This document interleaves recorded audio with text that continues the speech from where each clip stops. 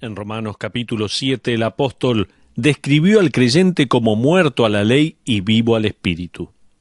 En los versículos 1 al 4, describió a la ley como nuestro primer marido, dominando y demandando con sus reglas que nosotros jamás podríamos cumplir.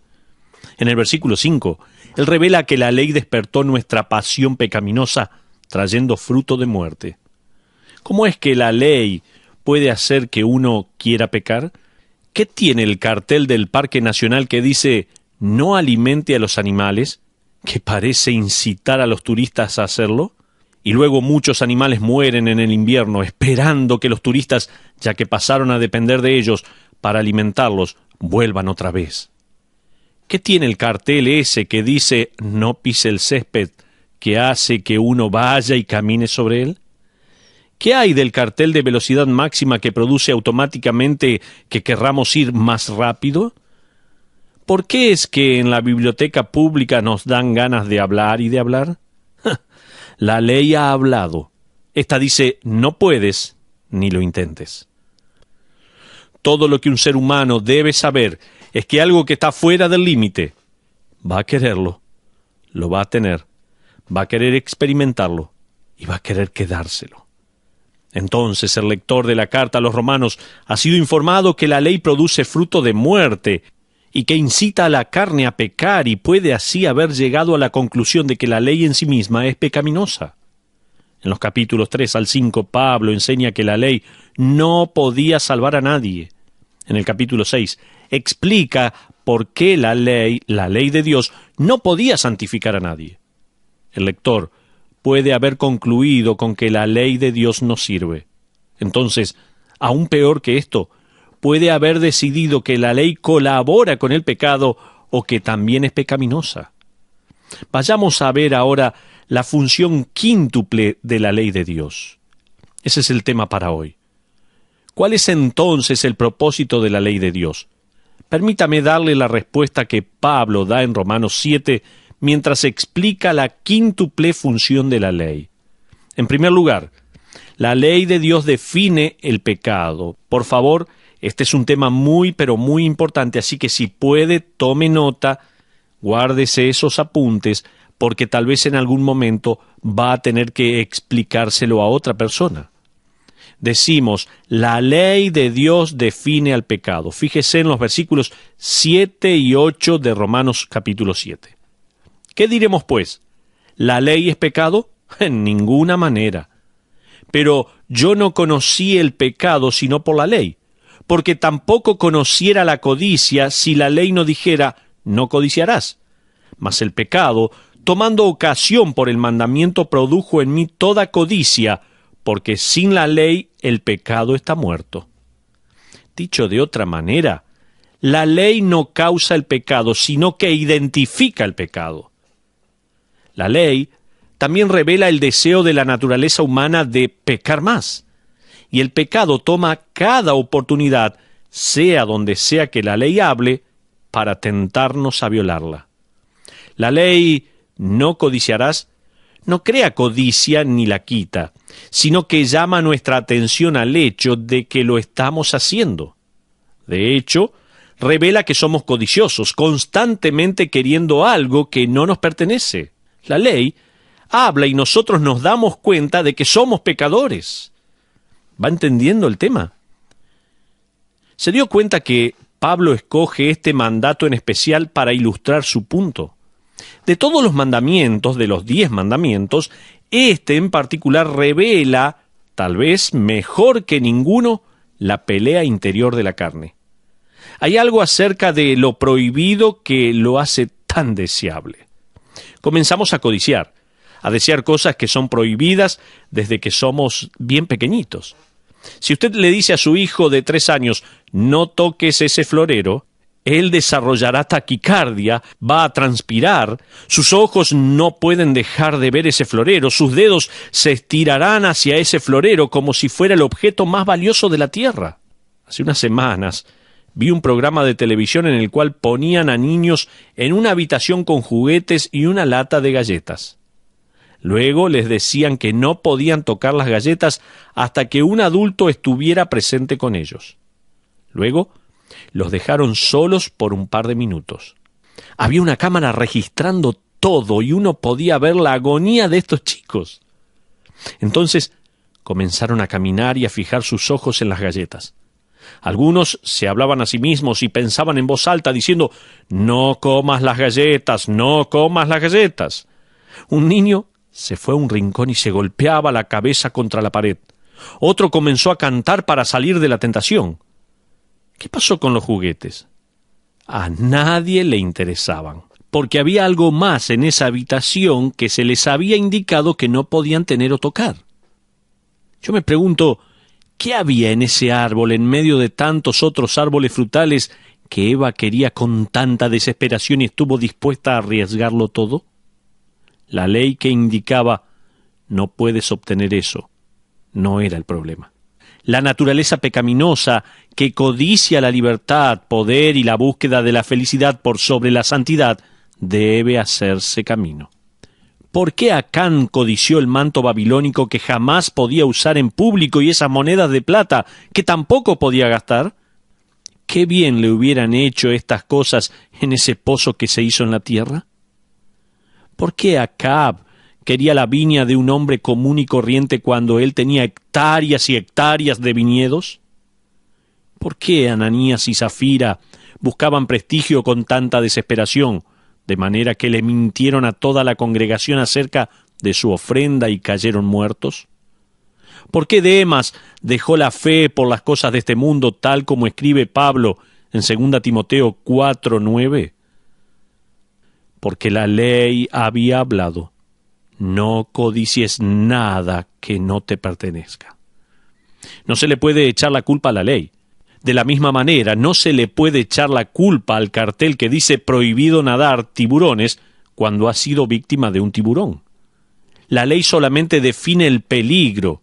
El pecado arranca en ese punto. Pero también la ley de Dios destruye a la justicia propia. En segundo lugar, la ley de Dios no solo define el pecado, sino que destruye también la justicia propia. Pablo pasa a decir en los versículos 9 y 10 de esta manera: «Y yo sin la ley vivía en un tiempo, pero venido el mandamiento, el pecado revivió y yo morí. Y hallé que el mismo mandamiento que era para vida, a mí me resultó para muerte». Aquí el apóstol está dando su testimonio personal. Hubo una época en la que me sentía seguro. Era un fariseo entre los fariseos, circuncidado al 8º día, un acérrimo seguidor de la ley. Pablo hasta comenzó a perseguir a aquellos creyentes que seguían a otro que no fuera Moisés y los profetas, que estaban siguiendo a este nuevo criminal ejecutado llamado Jesús. Pablo dice: «Pero venido el mandamiento, morí». Hay una docena de opiniones acerca de la referencia de Pablo a la cronología de este testimonio, pero venido el mandamiento. Yo creo que es una referencia a ese momento cuando el que dio la ley apareció en el cielo mientras Pablo se dirigía a Damasco. En ese momento el resplandor hizo que Pablo cayera al cielo y escuchara esa voz, tal como lo registra Hechos 9:4. «Saulo, Saulo, ¿por qué me persigues?». En ese instante, la confianza de Pablo se destruyó. Su justicia propia se desmoronó, todos sus logros religiosos pasaron a considerarse basura desde este punto en adelante. Como dice Filipenses 3, 7 y 8. Él no le había estado dando el honor a Dios. Él, en realidad, había violado el honor y la gloria del Hijo de Dios. En ese momento, Pablo murió a su propia religión de obras y depositó su fe en el crucificado, ya que dijo: «Señor, dime lo que quieres que haga». ¿Qué hizo la ley por Pablo? Destruyó su propia justicia. Pablo continúa dando una tercera función de la ley. Número 3. La ley de Dios declara el engaño del pecado. Sí, escuchó bien. La ley de Dios declara la decepción o el engaño del pecado. Fíjese en el versículo 11 de Romanos capítulo 7. Dice: «Porque el pecado, tomando ocasión por el mandamiento, me engañó y por él me mató». ¿Alguna vez fue engañado? Le pregunto. El verbo en este versículo traducido me engañó es intensivo y se podría traducir ser engañado completamente, ser perfectamente engañado. El pecado engaña como nadie, engaña a la perfección al incrédulo, téngalo por seguro. No puedo recordar en todos mis años de pastor la cantidad de veces que me encontré con un inconverso totalmente engañado por su pecado. Incluso, algunos creyentes comienzan a seguir la carnada engañosa del pecado también. Ahora, vamos a preguntarnos cómo engaña el pecado. ¿Cómo hace el pecado para engañarnos? Permítame darle 5 maneras rápidamente. El pecado engaña en cuanto a la satisfacción. El pecado dice, voy a satisfacer ese deseo. Al principio parece satisfacer el deseo, pero luego el deseo vuelve y es más fuerte. Y el pecado dice, puedo satisfacer eso también. El pecado parece satisfacer otra vez más, pero por un periodo más corto que el anterior. Luego el deseo, por más, vuelve a aparecer. ¿Sabe? El pecado no satisface, sino que inflama. Pero también, ¿cómo nos engaña el pecado? El pecado engaña en cuanto a nuestra seguridad. El pecador piensa, no le voy a hacer mal a nadie, no voy a lastimar a nadie. Esto se asemeja a las palabras de la serpiente a Eva en Génesis capítulo 3, versículo 4. No moriréis, decía ella. Amigos, el pecado nunca es seguro. Gary Richmond trabajó en una oportunidad en el zoológico de Los Ángeles. Como creyente comprometido, solía ver cosas que sucedían en el zoológico con una perspectiva bíblica. Él contó la historia en uno de los libros de una cuidadora llamada Julia. El zoológico había comprado un mapache bebé y una de las tareas de Julia era de cuidarlo. Jugando y comiendo de su mano, se ganó el corazón de Julia y el de todos los demás de esa división. Uno podía ver a Julia paseando por algunos pasillos con el mapache en su hombro. Hasta le puso de nombre Bandido. Sin embargo, la experiencia que Gary tenía hizo que se preocupara por Julia. Él le dijo que los mapaches, a los 24 meses de nacer, pasan por un periodo de cambios glandulares. Después de eso, atacan sin vicios a sus dueños. Y un mapache de 15 kilos puede hacer tanto daño como un perro grande. Gary le advirtió una y otra vez a esta joven acerca de su animalito. Ella siempre lo escuchaba con respeto mientras él le daba las explicaciones y el peligro. Richmond escribió, nunca me voy a olvidar su respuesta. Siempre era la misma. Conmigo va a ser diferente. Luego, con una sonrisa, decía, el bandido no me haría daño. Él no haría eso. Luego él escribió, 3 meses después de mi última advertencia, Julia recibió una cirugía plástica para remediar las severas heridas que recibió en su rostro cuando el mapache la atacó sin razón o motivo alguno. Luego, Bandido fue dejado en libertad para que ya no esté más en cautiverio. Si usted le advierte a alguien en cuanto al pecado, probablemente le digan, conmigo va a ser diferente. En Gálatas 6:7 leemos, no os engañéis, Dios no puede ser burlado, pues todo lo que el hombre sembrare, eso también segará. La ley ha hablado para nuestra propia seguridad. Si usted ignora la palabra de Dios, al final va a pagar un precio muy caro. El pecado engaña en cuanto a lo secreto también. ¿Sí? El pecado engaña en cuanto a la satisfacción, en cuanto a la seguridad y también a lo secreto. Usted puede pensar, nadie sabe, sino solo yo. Nadie lo ve. Nadie vio lo que hizo durante ese examen. Nadie vio la manera en que llenó ese formulario de ingresos. Nadie lo vio. Cientos de miles de hombres en los últimos años han entrado al mundo de la pornografía en Internet. Son engañados por una simple mentira. Nadie va a saber. Una mujer que tiene un sitio pornográfico fue entrevistada y en su entrevista fue publicada en un diario y ella dijo que más de 500.000 de hombres visitaba su sitio web, y ella creía que ninguno de ellos compró alguna vez algo similar en público. El pecado engaña. Dice que todo lo que haga en privado es privado, que jamás lo afectará en público, y sabe que eso es mentira. Mientras tanto, el pecado lo transforma en una persona que usted no quiere ser. Jesús dijo, tal como leemos en Marcos 4:22, porque no hay nada oculto que no haya de ser manifestado, ni escondido que no haya de salir a la luz. Usted puede estar seguro de algo: su pecado lo alcanzará. Tenga plena certeza de esto.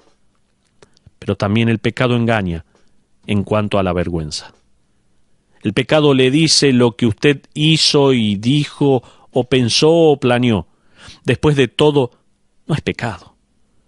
Usted no tiene razón por la cual estar avergonzado, por codiciar algo. Después de todo, es querer algo, es necesitarlo, y uno tiene que privarse de algo que necesita. Así que lo que usted quiera y anhele, no importa si no es algo piadoso, no hay por qué avergonzarse. Eso le dice y le murmura el pecado. ¿Le parece que la gente piensa así? El pecado ha logrado engañar a personas haciéndoles creer que algo que la palabra de Dios dice que está mal, en realidad está bien. ¿Mira las noticias usted? Unos 12 años atrás, la Iglesia Episcopal dijo que las relaciones sexuales solo eran apropiadas en parejas casadas heterosexuales. Pero ahora acaban de hacer historia siendo la primer denominación protestante que designa un obispo homosexual.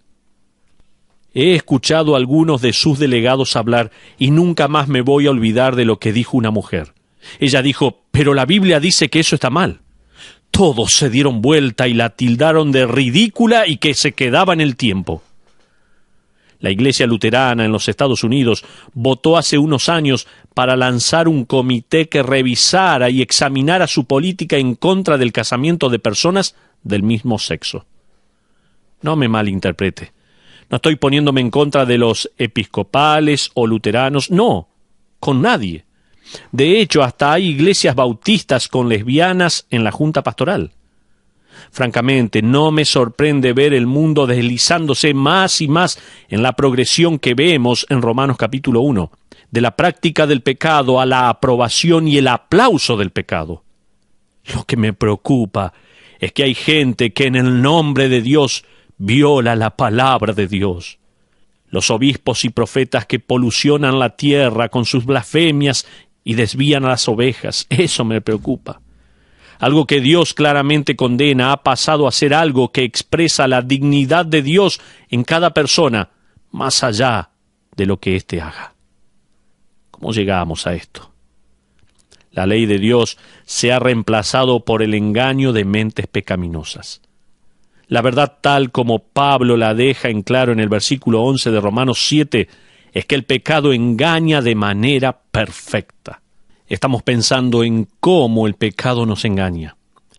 Dijimos que el pecado nos engaña en cuanto a nuestra satisfacción, en cuanto a nuestra seguridad, en cuanto a la intimidad, a la vergüenza y finalmente en cuanto a nuestra seguridad final. La gente dice y piensa bajo la influencia del pecado de la siguiente manera: Dios va a dejarme entrar al cielo.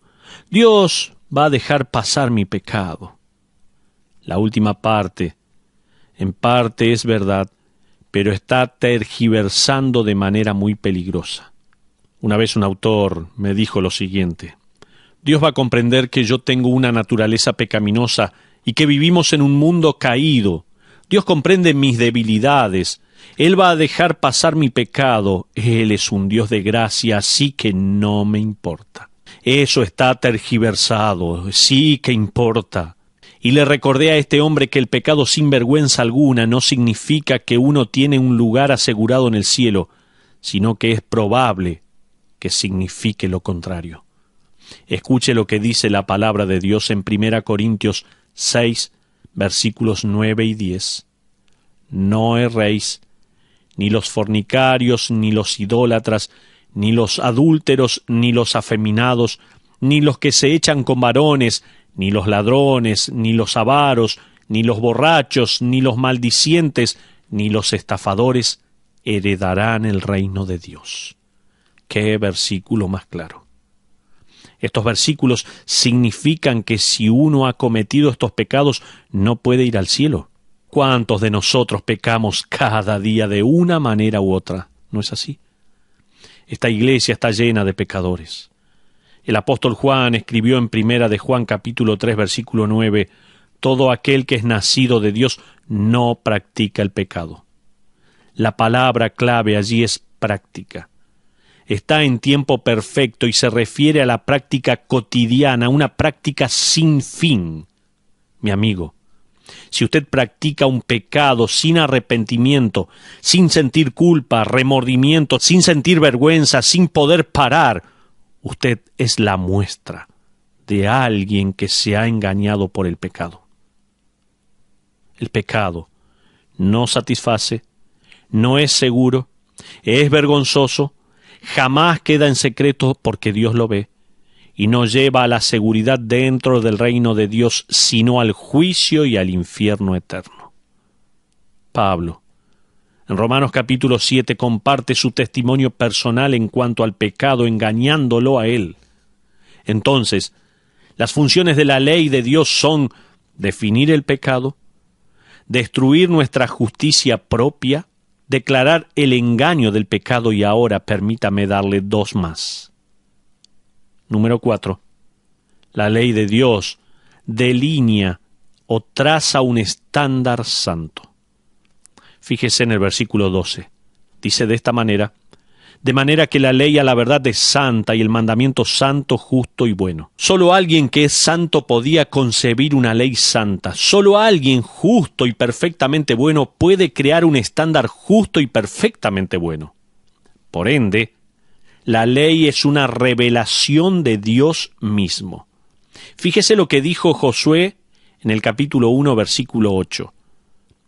Nunca se apartará de tu boca este libro de la ley, sino que de día y de noche meditarás en él, para que guardes y hagas conforme a todo lo que en él está escrito, porque entonces harás prosperar tu camino y todo te saldrá bien. Eso está en el libro de Josué, capítulo 1, versículo 8. Es por eso que David dijo y cantó en el Salmo 119, versículo 97 en su primera parte, «Oh, cuánto amo yo tu ley». Y nuevamente en el Salmo 19, versículos 7 al 10 leemos esto, «La ley de Jehová es perfecta que convierte el alma. El testimonio de Jehová es fiel que hace sabio al sencillo. Los mandamientos de Jehová son rectos que alegran el corazón. El precepto de Jehová es puro, que alumbra los ojos. El temor de Jehová es limpio, que permanece para siempre. Los juicios de Jehová son verdad, todos justos. Deseables son más que el oro, y más que mucho oro afinado. Y dulces más que miel, y que la que destila del panal. El conocer la justa, buena y santa ley es conocer el carácter del dador de la ley. El seguir al dador de la ley implica andar en un camino santo, justo y bueno. Si uno abandona la ley, será abandonado por el dador de la misma ley. Esta semana me vino a visitar un vecino. Él tenía una pregunta acerca de otra cosa, pero la conversación cambió. La gente dice que uno no debe hablar de política o religión. ¿Y dónde queda la diversión, no? Por así decirlo. Él me compartió cuán frustrado estaba con su iglesia. Me contó que su frustración comenzó cuando creyentes de esta denominación intentaron agregar a los dogmas de la iglesia la declaración doctrinal de que Jesucristo es Señor. Esa simple declaración, Jesucristo es Señor, no consiguieron suficientes votos, así que no fue aprobada. Algunos pensaron que era demasiado autoritario decir algo así, como si Jesús no fuera la autoridad, ¿no? Otros pensaron que era muy divisivo. Miles de personas de esta denominación no podían decir Jesucristo es el Señor. Pero sabe, un día lo van a decir. el día en que toda rodilla se doblará y confesará que Jesucristo es el Señor. Este Señor ha dado su ley, la cual es buena. Permítame darle una función más de la ley. La ley de Dios demanda que un Salvador nos redima. Fíjese en el versículo 13, allí leemos así la palabra de Dios. Luego lo que es bueno vino a ser muerte para mí, en ninguna manera, sino que el pecado, para mostrarse pecado, produjo en mí la muerte por medio de lo que es bueno, a fin de que por el mandamiento el pecado llegase a ser sobremanera pecaminosa. Hasta ahí la porción de la palabra.